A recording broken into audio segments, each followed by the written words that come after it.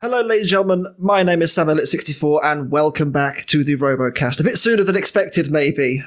We didn't get our break that we kind of hoping for, Not even but close. nope. I'm joined alongside Steve the American Killjoy. And World of Woodrow. And we're joined by a guest from the first episode of BattleBots Bounty Hunters. Introduce yourself. Hi, Victor Soto here. How are you guys? All about seeing you, Victor. Welcome back. We've obviously, the last time we spoke to you was after the infamous beta fight. Right. way like back. Time ago. It really does, doesn't it? One thing I will say before we carry on with the episode itself, I do want to say I think this was Rotator's best season by a long, long way. Like, just seeing some of the hits that you were giving out and hits you were taking as well. Obviously, the end game fight springs to mind with a lot of energy going backward and forward, where either machine could have broken. You just kept going, and it was great to watch. So, thank you very much. Some great battles this year. Thank you. Yeah, we worked really hard to make it even better. Yeah, absolutely. Well, enough dithering. Let's crack on with a new show format. It's very similar to the Desperado tournament, where you get the tournament instead of getting a place in the top 16 bracket as you used to do. It's a fight against a legendary BattleBot. In this case, Bronco. Bronco, of course, serial flipping god from seasons gone by. Yeah. Was there a choice in the bounty you got to take on, or was it just specifically a enter and let's see? I got a little bit of a choice. I wanted to fight Bronco just because, I had mentioned in the show I never faced a flipper before, and I actually had forgotten. I had fought Warrior Dragon, I think it was 2018, but they were like a spinner flipper hybrid, and I just completely forgot about that because I guess they never fired the flipper. They went full spinner. Yeah. But it was Witch Doctor, Tombstone, Beta. And, Imagine if you fought Beta again after all that. well, I was like, I fought Witch Doctor. I do want a rematch, but I guess in the regular season would be good. Sure. I fought Tombstone, I fought Witch Doctor, I fought Beta. You fought Ice Wave? Oh yeah, Icer. That Yeah, was one of the most spectacular fights. You say this was his best season. That was still impressive one of the as most well. spectacular fights I've ever seen. Yeah, so I saw Bronco. I was like, I've never really fought like a full blown flipper before. Let's go for that. Mm-hmm. And, Sure. Yeah, it went really, really well. We did. Well, obviously, we'll get there in a little bit, but the episode starts off very quickly with poor Atom 94 taking on Mad Catter. They've had quite the season, haven't they, really? Yeah. They just never stood a chance. And Mad Catter fully wrecked Atom 94. Like, there was bits of robot guts hanging all over the side rail. It was gruesome, really. I've got to say, the whole sort of bounty format has really I've really enjoyed this because of the amount of gratuitous violence there has been in it. There is a real finish him vibe to it, and I really like that. If it's a case of in the main season where you've got your 3 fights before you get even close to the round of whatever, you don't want to go full send because you want a robot there, yeah. So yeah, this because it's just a one and done tournament, I really like the idea of. And it really differs from Desperado, where that was kind of a concealed tournament, but also within the season. Like, once you got through that tournament, you still have more fights to go to because you'll be in the main tournament bracket. But this one, once you're done, you're done. Yeah, this one, once you're done, you're done. And if you get through, you still have more fights to go. But there seemed to be a lot less. I don't know how to explain it. There was this sense of I don't care, just send it all away. You know what I mean? Yeah. There's this lack of it's not a lack of care. It's just a lack of if you lose, then that's your last fight, right? Just throw it all out there, and everything will work itself out in the end. But some people are a little more complacent. We had nothing. We have one of them here. Yeah, we had nothing to lose at this point. This is true. Yeah, absolutely. Atom's had a pretty, let's say, a rough start to BattleBots. I mean, they had 4 fights, they've lost all 4. But when you consider the caliber of opposition that they were facing, I mean, they fought Perfect Phoenix, who made it to the bracket. They fought Tantrum, who made the top 4. They fought Mad Catter, who obviously made it to the tournament as well and went unbeaten in its regular season. And I can't for the life of me remember their other fight. It's going to escape me. Oh no, hang on. In the main season. Yeah, it's going to escape me. Either way, they've had quite a lot of really high-end opposition. And you got to think, well, okay, maybe they did lose 4 fights, but the robots that they were fighting was pretty high-end and fair enough to them. But Mad Catter were just too strong in this occasion, I think. They really did pile it on in this fight too. We've already touched on it. The gratuitous amount of hits, the amount of just craziness that went on in this fight, and there's parts flying everywhere. And it was a nice way to start the episode, and I think it set a tone for the rest of the week going forward. Well, going forward, fight number 2, a bit of a shock. This one, Bale Spear versus Chomp. Farmageddon. Farmageddon.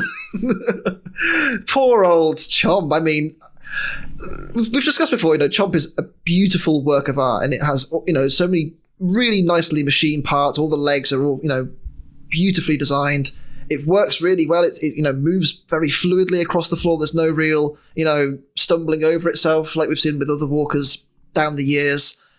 And Bale Spear just stabbed it in the right place, and that was that. It really was just a one shot and perfect from Bale Spear. Was it a valve that blew off their flamethrower, or did it just? I thought they bent the end of the flamethrower to face inwards.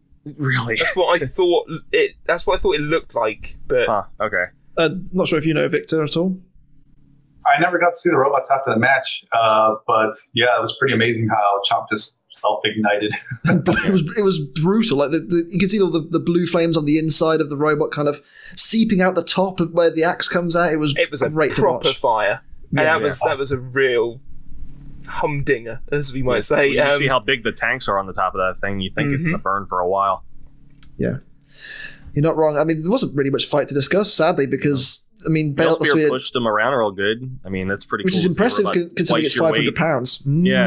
I mean, you got to think like, oh yeah, Chomp's got 6 little legs, and like there's a little bit less contact with the ground, less traction, but still, you try to push 500 pounds worth of metal. It's not going to happen. Tough to do. Absolutely tough to do. But that fight was over really quick. And, 2 quick fights to start things off. Yeah, what I will say about good for Earl though. Huh? What I will say about it is this series gives some bots like Bale Spear a real chance to shine, because it is more focused on a group of 8 robots. Some of them will go further into the competition and they will get more screen time. The same goes for Mad Catter. I mean, I can't get enough of Mad Catter in the team because they are always enjoyable to watch. And it was really heartbroken to see how they got taken out so early, even if by Tombstone. But it's sometimes these things do happen. They do indeed. Well, we've kind of brushed over 2 fights quite quickly because there wasn't much to talk about.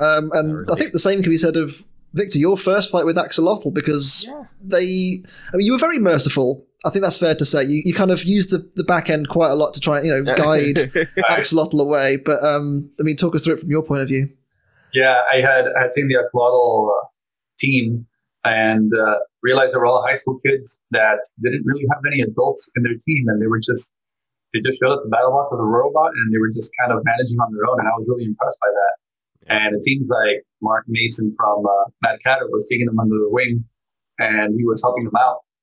And I'd heard how they had difficulties with the robot. They didn't shock mount any electronics, so any little bump would probably just end them. So we had discussed before the match. I was saying I'll try to extend the match a little bit. Maybe just get to the 2-minute mark. And we were discussing strategy and stuff. And then during the fight, I was purposely trying not to hit him head on with the weapon. I was trying to do a little bit of backwards driving with the boards. And there was a moment where I guess I didn't even remember what I was doing at the time, but I guess I clipped their weapon and just managed to cut off all the weapon belts at the same time. And then I see the weapon belts on the floor. I'm like, I'm just going to go and slap around the weapon belts. And I go and I try to hit it. And those kids charged me head on. Yep. Straight into the weapon. This isn't Paticate. This is BattleBots, man. Dear. And I didn't expect that. And I was totally surprised. Like, oh, wow, okay, you guys really want to go for it. That knocked them out. Yeah, it's a shame for Axolotl because, as you say, we didn't really get to see them much in the main season either. I think we saw them once against Ribot, which, again, no disgrace there, losing to a team like that. They obviously went on to bigger and better things, Ribot. But one thing I do want to talk about before that is the little clip before the fight. You can tell that this is after the main season because you mentioned about not letting it go to the judges. Yeah, by this point, we got into the bounties right after we got eliminated from the championship tournament. Sure. To this point, it was just like no holding back. Let's just have fun and see how we go. I mean, it certainly seemed like you had a lot of fun going forward, but that it was not much to talk about in terms of the fight with Axolotl, but there's a lot more to come for sure with Rotator. Yeah. Fight number 4 was a little bit more contested, I'd say, between Captain Shrederator and Sharkoprion. Obviously, Ed letting Sharkoprion go after this fight, there was quite a few tears from him. He clearly meant quite a lot to him, saying goodbye to the shark. And Captain Shrederator, no mercy, absolutely went in, and we've said kind of for the last couple of years now, once Shrederator does work, it is a robot to be feared, and I think in this fight we kind of saw that, because when Sharkoprion has been notorious for taking hits in the past, it's done quite well, not reasonably well against spinners, maybe not as well as others, but it can take a hit. Not this fight. Not this fight. For how few shell spinners we have going, for what few shell spinners we do have going, it's good to see the ones that we do have work the way they're supposed to. Yeah, we really got. Yeah. Shrederator has struggled in past seasons. So understatement. I mean, what have they got? 2 or 3 wins out of like 11, or something like that.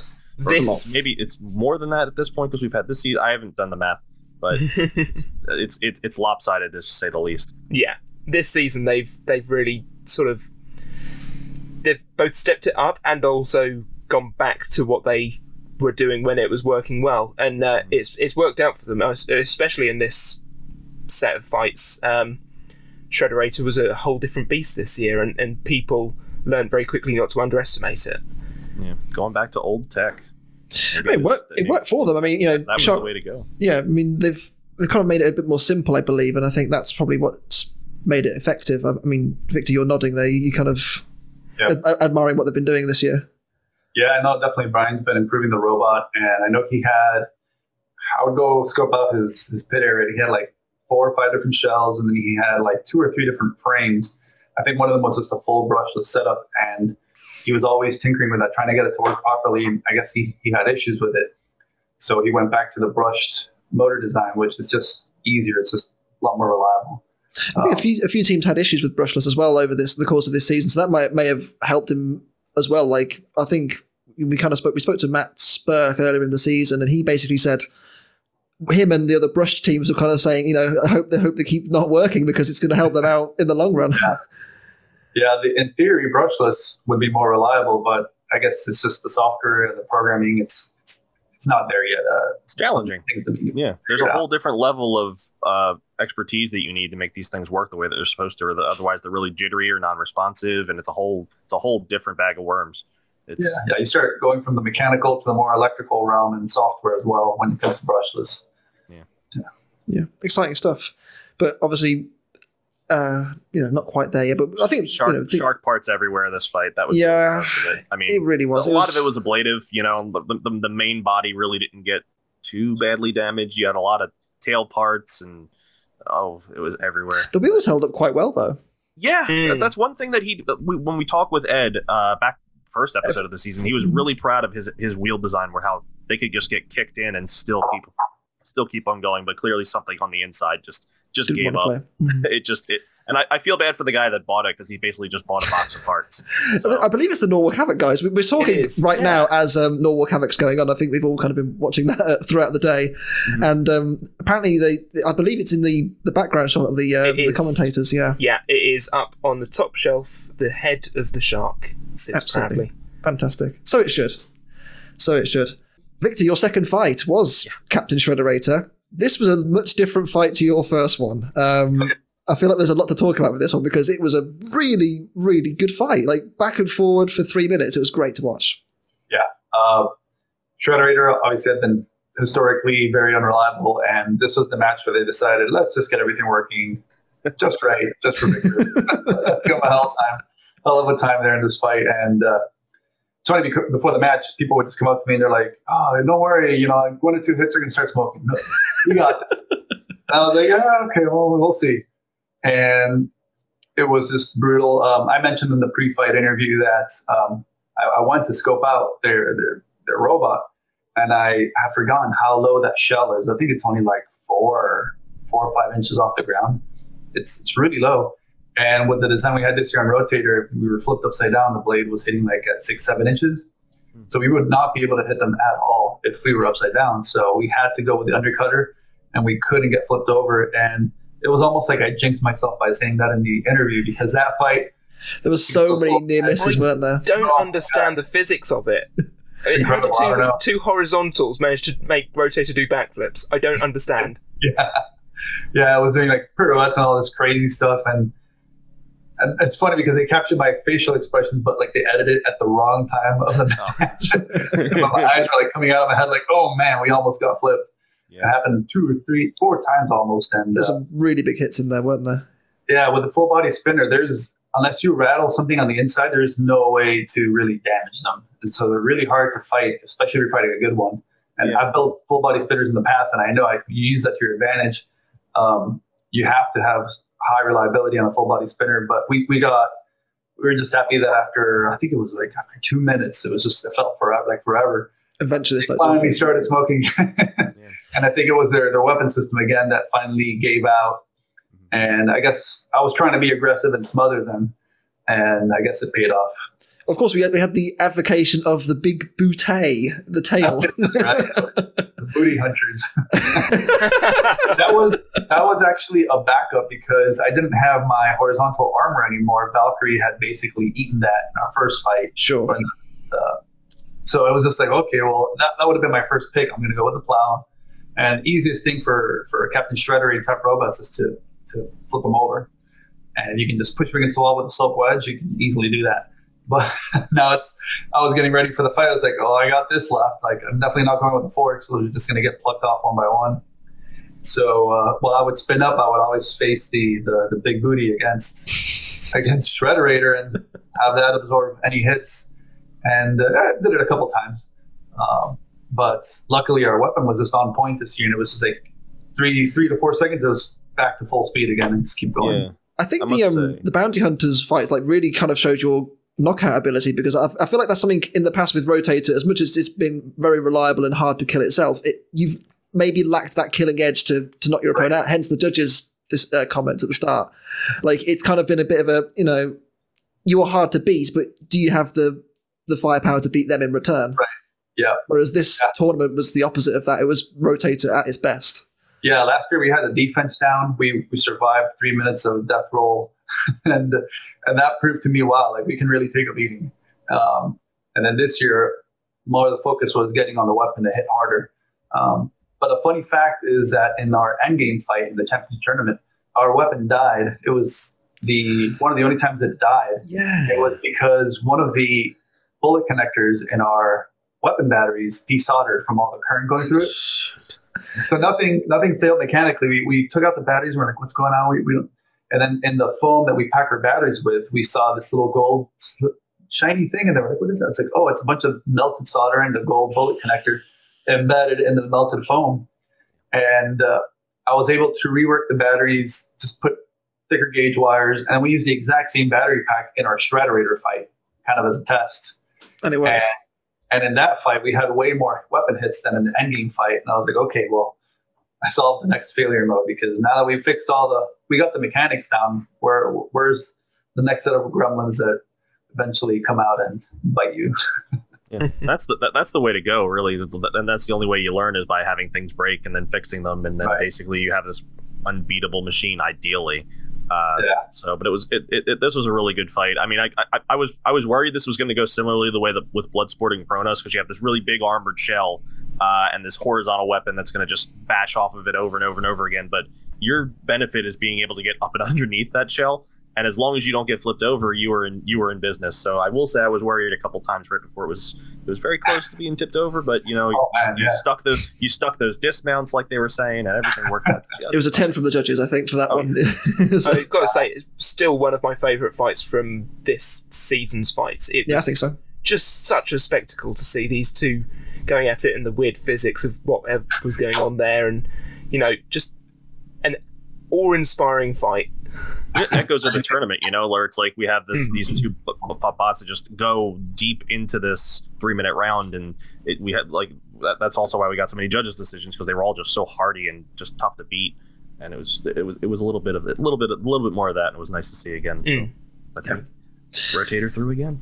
Yeah, through to the next round, where you'd meet either Mad Catter or Bale Spear, and well, it's much like the Atom 94 fight with Mad Catter. It didn't last very long, did it? You didn't see a way for Bale Spear to get through this unscathed, let alone win.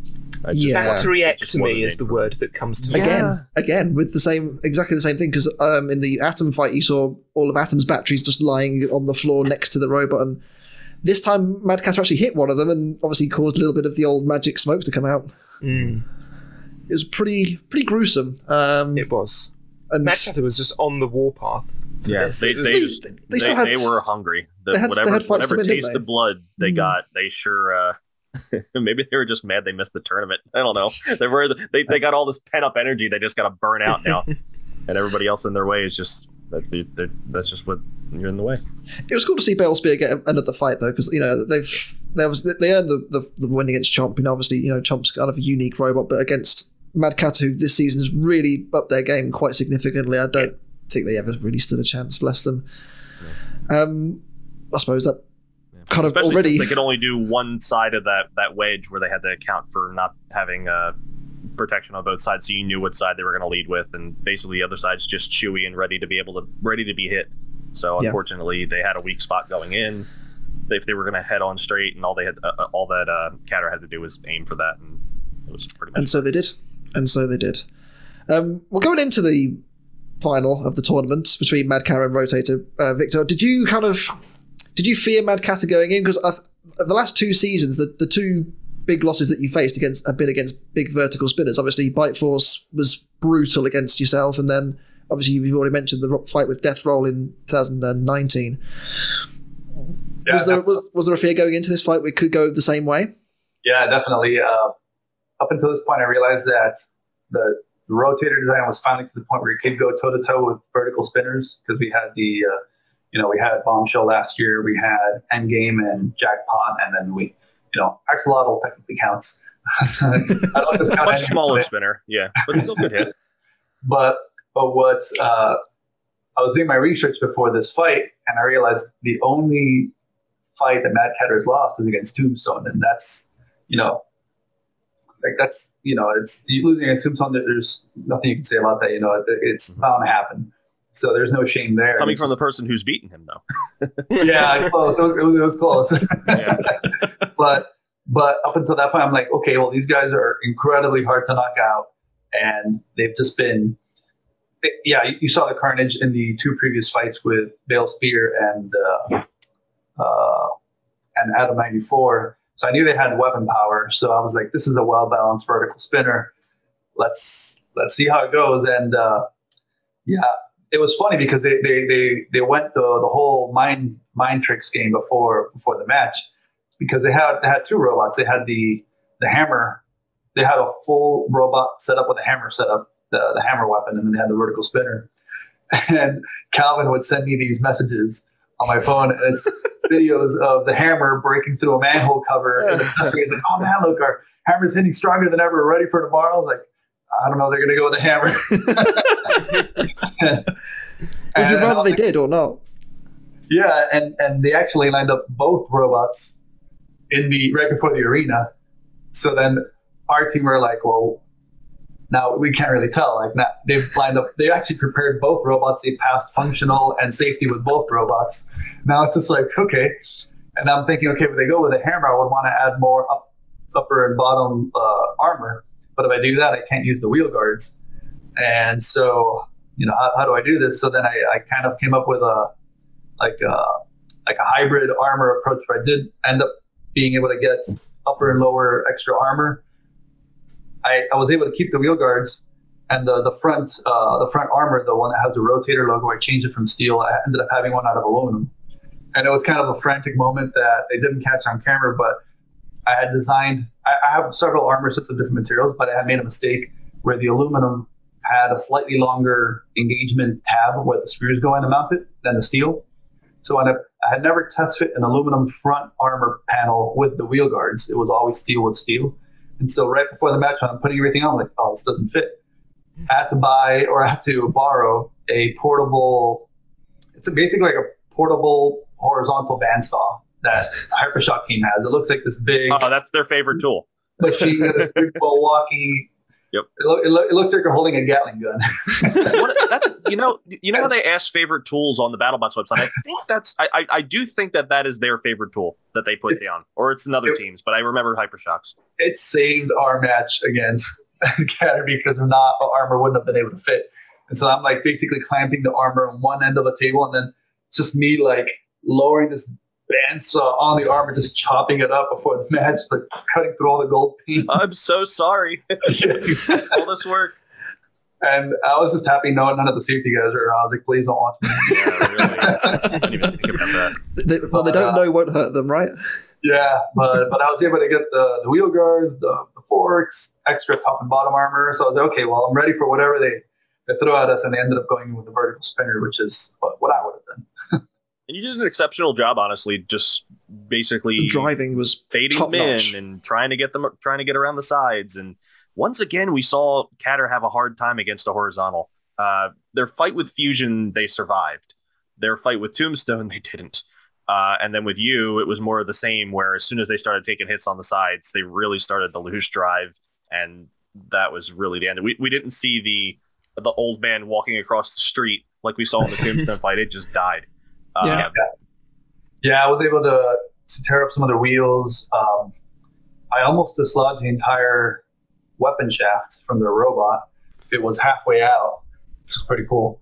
And then I learned that historically I've had the drive speed on Rotator way too fast, and it was very hard to control, and I would just keep peeling out. And I finally slowed it down to the point where I can have a little more control, and now it's a lot more fun to drive, and I can actually sometimes drive circles around other robots, even though I'm slowing it down. I'm still the same top speed because of just how much acceleration. Should have Matty Vasquez school of doing donuts. Yeah, I'm starting to get into that range, which is really fun, and getting a lot more torque out of it, which is great. It's good. Yeah, the fight went really well. As you say, you did kind of just keep on top of Mad Catter throughout. Really, there was. I don't think you got hit. Correct me if I'm wrong. To my knowledge, I don't remember. Yeah, they had a wheel guard, but luckily the armor, it's been kind of tested, and it can take those hits from vertical spinners now. And I was able to drive some circles around them, and I think at one point their wedge got caught up on one of the floor seams, and it just gave me the right half second to just get them from the side. And then as soon as I got that first hit on the side, I guess because they have the front to rear wheels connected with chain, if one of them goes down, maybe it gets jammed, it could stall the whole side. And that's when they started slowing down, and then I was able to kind of drive circles around them and pick my shots. So that went well. And then you just kept going in, and they started counting them out, and then you started I want more. You basically did what they did to their opponents and just started just tearing them up. Well, it was their last fight as well, right? Surely, so you may as well go for it. Yeah, you're always keeping an eye next to you because there's just a layer of plexiglass between you and the other team. You're keeping an eye just to make sure they're not, waving at you, going nuts. But I don't remember hearing the referee during that match either. The referee could be in a different zip code. I mean, I know you have a microphone, but he is all the way the other side of the arena. Right. So yeah, they're supposed to have their audio hooked up to the driver pods. Mm-hmm. But at least from my recollection, maybe I was just hyper focused. I couldn't remember hearing them. Possible. And it was one of those things where it's kind of the unwritten rule that as long as they're moving, keep hitting them. Yeah. And they kept twitching, and then I would kind of back off, and then I would see them twitch again and start driving a little bit, keep hitting them, and see if I can get a real knockout. Yeah, and you did. Which meant you were the bounty hunter. I'd do some kind of fancy graphic if I had some editing prowess, but I don't. Bronco. Let's talk about the Bronco fight. They've peppered in a lot of Bronco-related stuff throughout the episode. Which you would. You want to hype them up to be this big boss character, which I suppose they are. They've done well throughout the years. Was there a fear going into the fight that you could just end up out of the arena within seconds because they've done it before? Yeah, totally. So Bronco's always been a well-armored bot and good driving and definitely a very powerful weapon. Something that I haven't really faced before. So that's I think crazy how you haven't fought a flipper before. That's just yeah. Watch you fight Hydra first fight next season. Aside from Warrior Dragon, which really they more hit you with their spinner, like you were saying, it wasn't really a true test. Yeah, so yeah, exactly. I was kind of treating it that way, like a test for the design. I'm always trying to see like what could break Rotator, and okay, well let's we haven't done that. Let's try that. And so this time it was, well, what happens if we get launched in the air? And I know we've taken a few dives like that from vertical spinners, but they're not going to toss you as high as Bronco would. But I was luckily able to scope out their robot, and it's like, okay, well, it's kind of what I expect because they used something similar against Tombstone and other horizontals in the past. But I knew in this fight, I had to drive like the Mad Catter match, just drive all the time and try to prevent them from getting underneath me with the front of the robot. Kind of like if I were to fight Beta again, it would have been that same strategy. Just keep driving even more, like maybe even be a little less aggressive just so I can pick my shots a little better. And yeah, it was the replays at the end of the match on the episode were really fantastic because they showed that slow motion shot where you were saying that you caught an axle or a weapon axle on Catter. This shot was ridiculous. I think they said 1 in a million, didn't they? Unbelievable. Yeah, even in undercutter mode, I was able to just ride up their plow and just flick that little pin out of the way, and that I don't know if it was that or the launch that they tried afterward because they missed me by like an inch. Just kept driving and they barely missed flipping me. But one of the brackets, so they have 2 pneumatic pistons holding onto their arm. One of them broke off, so they only had half the power at that point, and it was on a wobbly shaft now because it wasn't double supported. I really would have loved to have seen them flip it and have the whole arm just go. Yeah, if they would have kept flipping, if they kept doing any dry flips like that, that pin would come off and they would have done a 180 with their arm. So funny. What Bronco did in this fight was is much like what the Hexbug toy of it does, in that sometimes when it flips just a little bit too far and gets stuck. And it can't go anywhere from there, and you just have to bash it into something to get it back down. Yeah, well, when I saw their arm wasn't coming back down after that first missed flip, I was just like, oh, this could happen. Like, this is like, let us go. Let's keep going. And then flashbacks to the Beta fight because obviously then they started using rear plow wedge mode. Which eventually you pulled apart. Yeah, so then at that point it was trying to aim for the sides, for the tires, because they had their rear tires exposed, but the front had these wheel guards. But I think it's Reason who's driving. Reason did a really good job of just keeping the plow up against or facing us, and it just got to the point where I was like, okay, well, let's just do kamikaze mode and then just go dive straight into them no matter what. And little by little, I guess I was able to get a couple hits on the same exact wheel guard. And again, like one of these weird physics moments that I guess we ride up a dangling portion of the wheel guard and then the bottom of the blade like catches something and then it just makes us do all these somersaults in the air. You I watched back the slow-mo to get a screenshot for the thumbnail. You ride up the sort of back wedge, bounce off of the wheel guard that is almost peeled off, peel it off, it bounces off of the spinner blade at the back of its rotation, bounces off of you, and then you go flying. Yeah. Yeah. So we still got some airtime. Which eventually leads to you winning the bounty. And making bank. Went to the judges. A judge's result that went your way. How about that? Obviously, this is the last time we're going to see you this season. Yeah. Right. Applications are currently open for next season. Are we going to see more Rotator in 2021? I hope so. Oh, definitely. If I can do it, I'll do it. I haven't submitted my application, but I definitely will. And I've already finished my design. Ooh. Is there anything exciting you can tell us that's new, if that's coming, or is it all staying under wraps for now? I don't think it's going to look much different from this year. Definitely we're going to improve or harden the electronics a little bit. You know, that endgame failure that we resolved in the Shrederator fight, we're definitely going to capitalize on that and just, you know, implement that all over the weapon system. I'm trying to get away from titanium armor because I've had that historically in the past for the weight savings, but in the Tombstone fight, you couldn't really see, but the inside was all the welds broke, all the brackets broke off. I think there were only like 4 out of 10 screws holding that plow together. So if Tombstone's weapon would have lasted longer, it would have been a repeat of the Valkyrie fight. The Valkyrie tore off our tire armor. So trying to go with some steel armor this time because it just seems like it's a better material, but trying to do some finagling of the insides to get some weight to be able to do that. So it's mostly internal stuff, but from the outside, it's going to look very similar. Why wouldn't it? Because it looks fantastic. Yeah. I love Rotator the way it looks as well. If it ain't broke, don't fix it. Exactly. Yeah, basically. And to be honest with you, I mean, Victor, it's almost like a scaled up, heavy gold and black version of your middleweight. Honestly, yes. Where it has there's a lot of lineage there. Well, I know the whole deal with BattleBots is you got to bring something weird and different. And I'll be honest that the 2-disc design, while cool, is a whole lot more, I'm sure, to deal with than having to have just it's a nightmare. I know, but it looks so cool. But it's just like I understand reliability. I do miss the 2 discs.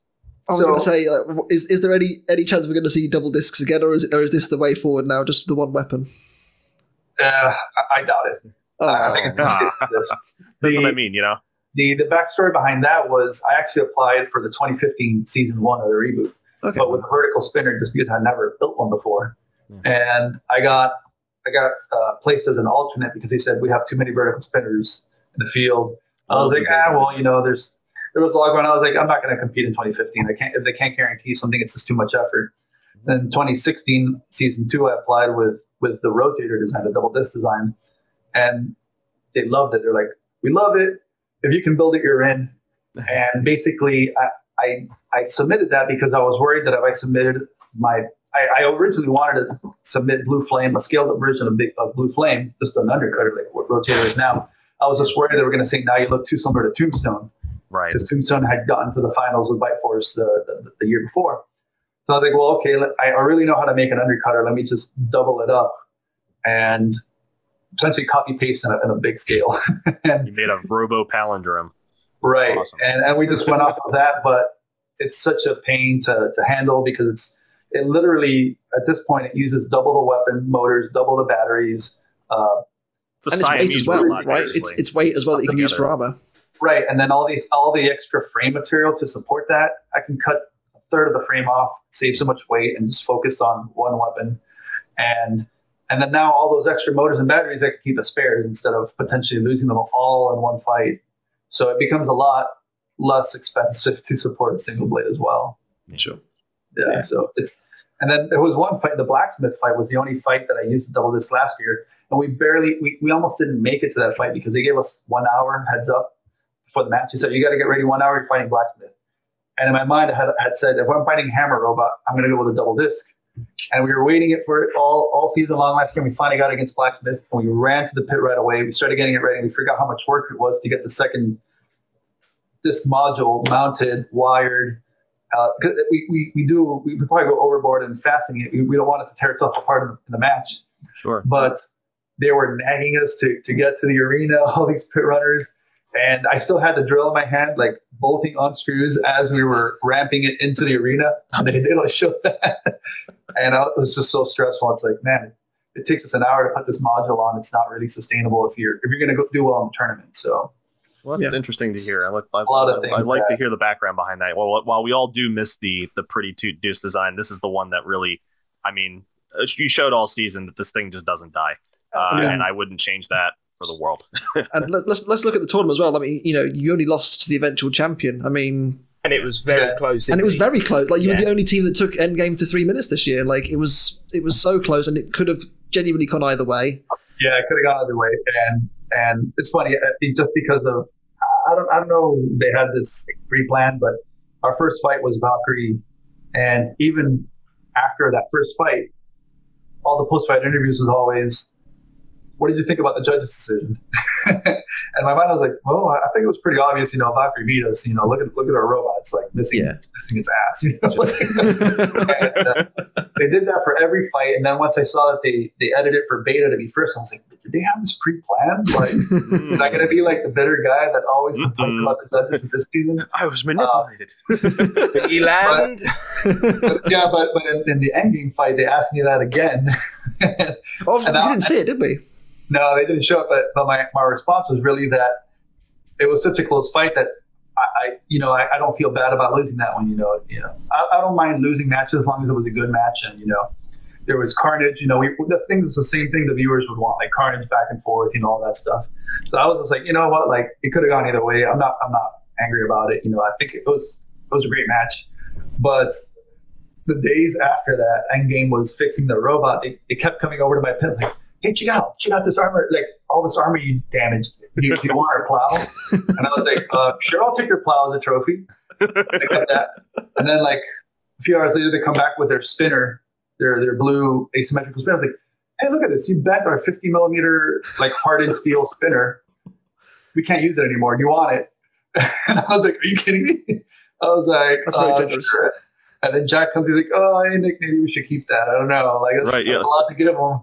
Like, every 30 minutes, like, they were coming back with more. I was like, man, if the judges would have gone in and looked at the damage here. For this fight, yeah. For this fight, not the Valkyrie fight. They said on the teletape that they had issues onwards from the Rotator fight because Rotator had caused them such grievous damage that, every fight, something else had, if it had gone a little bit longer, they might have died in this way or that way, and it really did number on. I was just so impressed with the performance of the robot, but like from like the viewers and from the driving pod, I was like, that was like 50-50, it could have gone either way. Looking at all the damage there, it was like, I should have gotten the damage.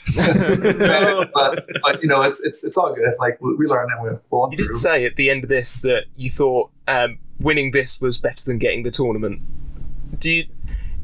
True. Well, I treated it like the championship tournament because especially this year, it was nine wins to get the giant nut, and because we got knocked out in the round of 16, plus the 4 fights through Bronco, it ended up being 9 fights for Rotator, and that's the most fights we've ever had in a season. I think the most before that was like 4 or 5. So I didn't realize how exhausting it was, especially near the end. And I was down to one teammate, Jennifer. Yeah. Just between the two of us, by the end of the 2 weeks before our Bronco fight, we couldn't even lift the robot onto the scale anymore because just so tired. We have all this camera crew following us. I was like, hey, when do you guys want to help us? And there's something, but they all say like, well, we're not allowed to touch any of the robots. And I was like, oh, come on, you're going to make me beg someone. So I started putting the nearest people, hey, can you come over? You need like that like lifting robot that Deviled Egg had a few years ago. Oh, there you go. We got one of those. But man, I didn't realize 9 fights with a heavyweight, which I had never gotten to that point before. It's so exhausting. And it's funny because I read the Reddit memes and there was one of them how every post-fight interview with somebody's drenched in sweat. That's why. It's like, really hot in that warehouse as well. I've been told by teams that have been out there that it's just so hot, like all the time. We forget. Yeah. So this is filmed in October, came out in sort of December through winter.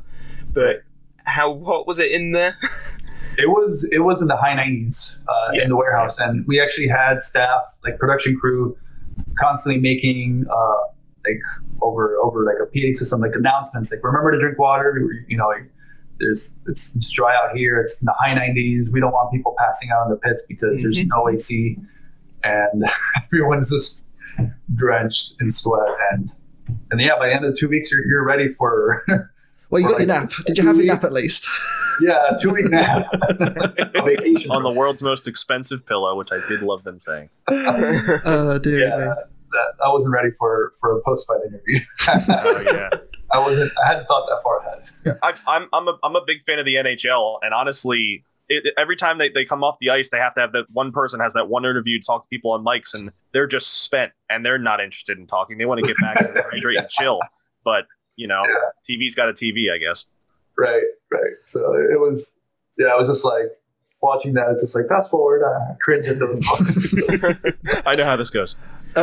Victor, thank you so much for joining us for a second time. I do hope you'll come and talk to us again maybe next season. I'd love to see more Rotator. I'm sure everyone would at this point. It's been really good to watch you this year, and obviously I feel, as I said at the start of the podcast, I feel like this was your best season by a wide margin, and this whole tournament is making me think now maybe it's it's getting to the stage now where Rotators have got to be considered in that kind of very elite bracket at the top of that upper echelon. Yeah, exactly. If not, it's like it's just knocking on the door. Like it really just it needs that really final breakthrough in the tournament to really be like, hey. Yeah, thank you. Yeah, we're gonna work on those last few tweaks to hopefully get us there. But definitely, thank you for having me, and I'll be happy to come back. Fantastic. Awesome. With that said, I've been Sam Elliott 64. I've been Steve the American Killjoy. I've been World of Woodrow. Now, Victor Soto. And the three of us will see you next week for more BattleBots Bounty Hunters. We'll see you then. Bye-bye.